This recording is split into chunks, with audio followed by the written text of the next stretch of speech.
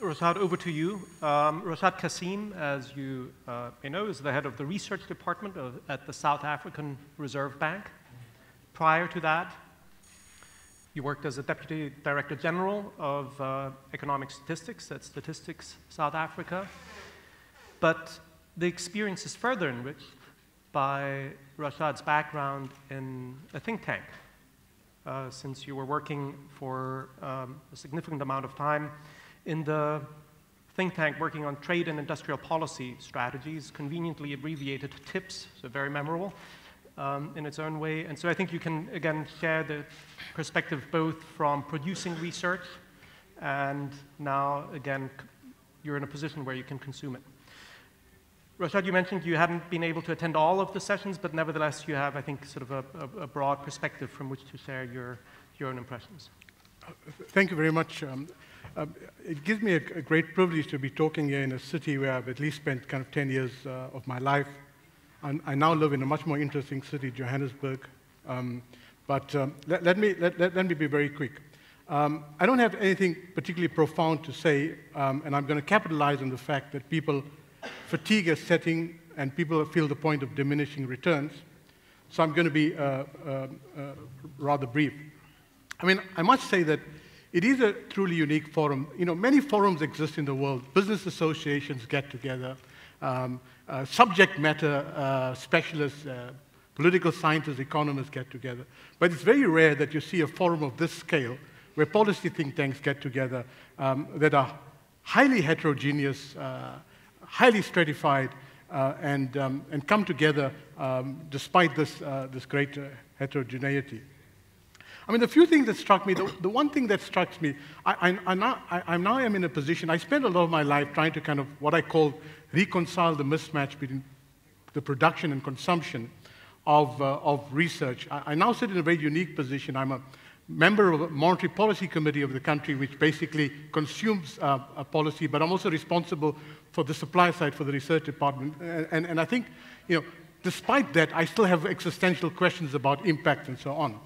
But the first thing that strikes me, and in my conversations with people, is how think tanks have become very sophisticated. And the growing sophistication of think tanks is very interesting.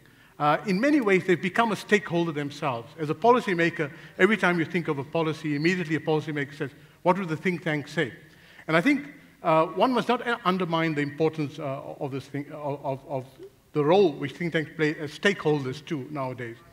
I mean, the second important thing is that think tanks for me today, when I look at this country and several countries, are not think tanks by default. You don't have some people who can't find jobs anywhere else ending up in a think tank. They're highly talented people with high levels of skill endowment who sacrifice remuneration, who go into think tanks, and they've become a very important force to reckon with.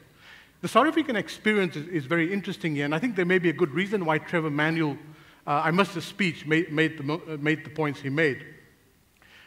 Before the democratic government came into power, people like Trevor Manuel, who were responsible for economic planning in the liberation movement, the African National Congress, the moment someone like Trevor Manuel became the Minister of, I think at the time, Trade and Industry, and later the Minister of Finance, people like Trevor Manuel drew very heavily from think tanks. So he didn't need to consult think tanks because everyone from think tanks came into government in the honeymoon period of government. So this destroyed the kind of think tank movement in this country because all the think tanks were in the were in the government, but that in itself is a kind of measure of success. The other thing that strikes me over the TTI exchange is that I find that think tanks don't lack creativity or ideas, but the weakest link often in think tanks is, you know, management strategy, how to manage the balance sheet, how to embrace technology.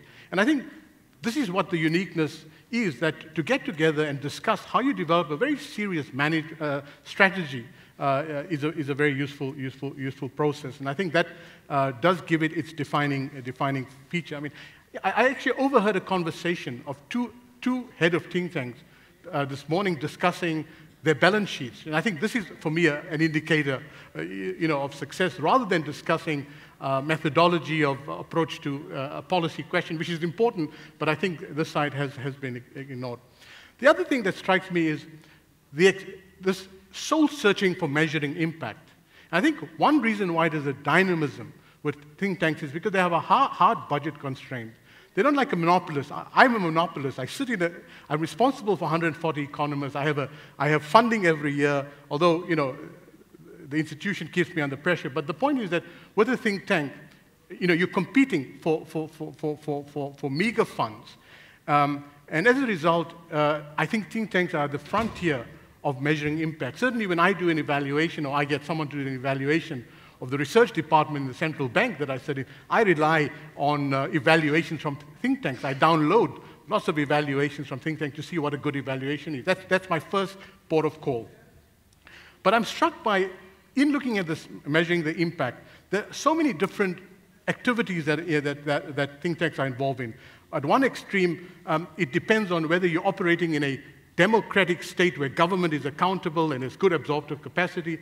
At another extreme, you're operating in an autocratic state where things are dysfunctional, and many operate in between. But the point is that I found that, you know, think tanks here play a very important role in challenging orthodoxy. Some play a very important role in ex-post validation of existing policies. Others play a very important role in exposure to alternative views. Some in anticipating the policy issues and so on. And I think this kind of differences is another important kind of complementary and learning processes. Some are better at advocacy, some are better at kind of basic research and so on. So I think these positive externalities from the whole value chain here is something that I think is something that we shouldn't take lightly.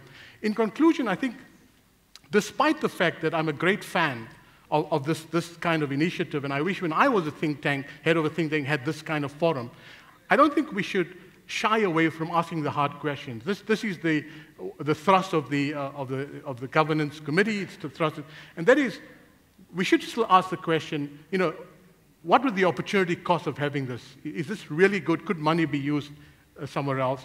We should never cease to ask the hard questions. Does this funding really make a difference? That in 80% of cases maybe it would make a difference. So I think the soul searching for whether this kind of initiative makes a difference is critical to its success and critical to the second phase. But let me end there. I've said too much. Thank you very much. Thank you.